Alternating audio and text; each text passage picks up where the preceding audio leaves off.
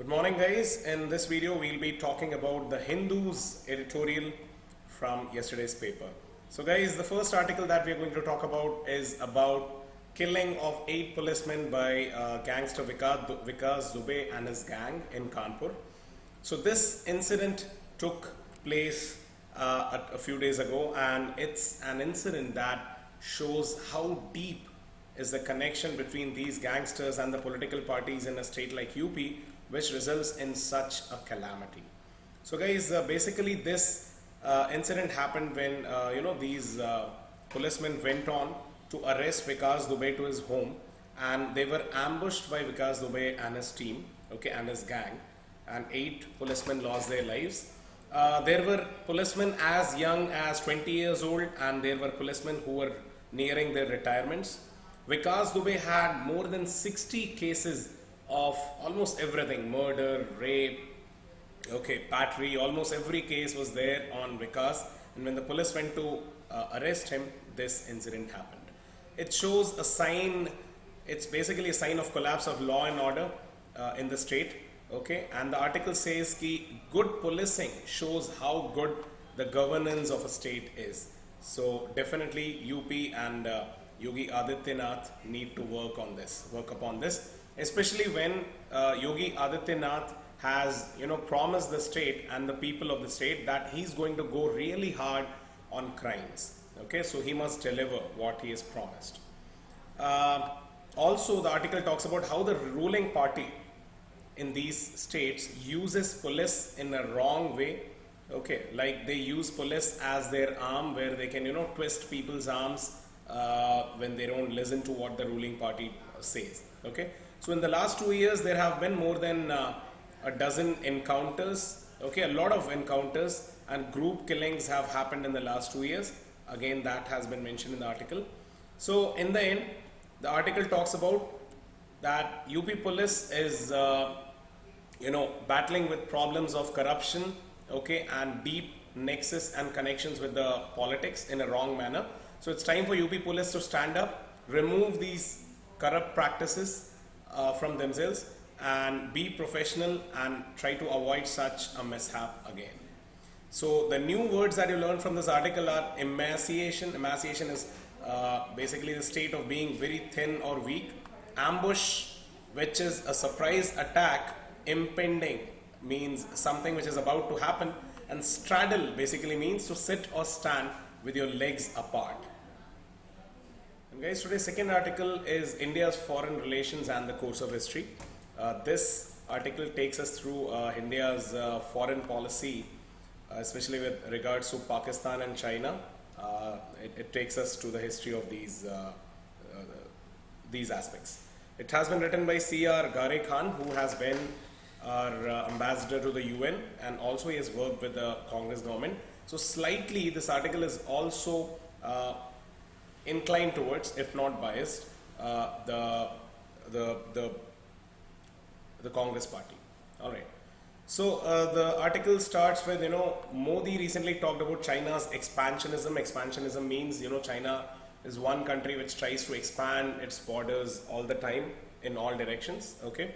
So the author questions ki is this the time that does this thing strike Modi only after the attacks by the Chinese, or is it like it has struck him earlier but he thought of mentioning it only after this attack? Okay, the article also takes us down the memory lane when Ghare Khan, the author, used to work with Indira Gandhi. So he says that Indira Gandhi always used to say that never trust the Chinese. Indira Gandhi even said once that you can even trust the Pakistanis, okay, and we may even have better relations with Pakistan in the future, but never trust the Chinese. Okay, you cannot do the same thing with Chinese, because Chinese are always an expansionist power. Okay, they'll always try to expand their boundaries, and we must always be alert on the Chinese boundary whatsoever. Also, the article talks about Nehru. It says that definitely Nehru did a miscalculation in 1959 when he trusted the Chinese. Nehru and his defense minister trusted the Chinese blindly, and that led to our loss in the 1962 war. Okay, But the article says that Nehru, although we lost the war and it was a miscalculation on from the side of Nehru, but Nehru never had any ideological bias. Like it's not that he was a leftist, he supported the Soviet Union or the Chinese. Okay, in fact, Nehru shook hands with the Soviet Union, that is current day Russia, only because the US had started helping Pakistan. Okay, so obviously India had only one option, that was to incline towards the Soviet Union. Okay, so also the article says that in 1949, when we announced a ceasefire on the India-Pakistan boundary, and when we lost the Pakistan occupied Kashmir to the Pakistanis, it was not because of any ideological bias, but for the only reason that we did not have enough military power and army power to continue our fight against Pakistan. So we had to announce a ceasefire. Okay, that again says that Nehru was not biased ideologically. Also, the article talks about Indira Gandhi returning the prisoners of war to Pakistan. A lot of people question that. They say that this was a wrong step because Indira returned almost 90,000 prisoners of war to Pakistan, getting nothing instead of that. Like in return of that, India did not get anything. But the article says that the author asked that instead of this, what options did Indira have? Could Indira just wait? Should Indira have just waited for Pakistan to return the POK boundary to India, and only then she should have returned the prisoners of war? But again, if that's the point, then for how long? For how long could she have waited? For how long could we have fed 90,000 prisoners of war, right? So finally, the author concludes that he says that through all these arguments, I'm not trying to support the Congress party, or I'm not trying to exonerate any of the past leaders. Every leader is definitely accountable to the country, but a country's national interest is defined only by the present government, okay, by the current government which is handling the situation. All right, it says that other parties may come in the future. They may say that this government's national interests, this government's interests were not in the right direction, okay, or even the same party in the future may say that our interests were not in the right direction in the past. But the author says that these arguments are not justified because only the current government, the present government which is in power, knows what national interests are, right?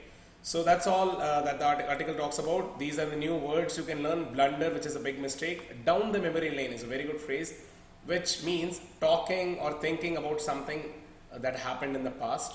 And there is one more new word, exonerate, which means freeing someone of his blame. And guys, the last article that we're going to discuss today is what about WHO, that is World Health Organization. This article basically talks about an organization like World Health Organization being at the mercy of powerful nations like China, America and all when it comes to getting relevant information. So basically the article starts with US President Donald Trump has been accusing China of secrecy and deception and covering up the whole issue of COVID-19. And also he has said that the World Health Organization is China centric, like it has been supporting China since the outbreak of COVID-19, and even they've concealed a lot of data. So World Health Organization says that on December 31st they got first information from China that there was something like something like COVID-19 that has been killing a lot of people there in China, especially in Wuhan. Okay. Even after that, the WHO kept on praising China at least at 3 occasions till the 30th of Jan. It has praised China for sharing information to the world and for building wonderful containment strategies against the disease. Okay, so the article says that this was not good, this was not correct, especially from the perspective of such an international organization like World Health Organization. Okay, and the article ends with कि if World Health Organization and China had provided information to the world about this disease beforehand, at least when it started, like in November, to the whole world, there could have been a lot of better response from the other countries, and the overall losses to this disease could have been decreased. So that's what this article is all about, right? And with that, we come to the end of today's news review discussion. Do comment on the comment section whether you liked today's session or not, and what improvements would you like to see from our side. And also share this video with all your friends, and do subscribe to our channel for more such updates and videos from our side. Thank you. Take care. Bye bye. Have a great day.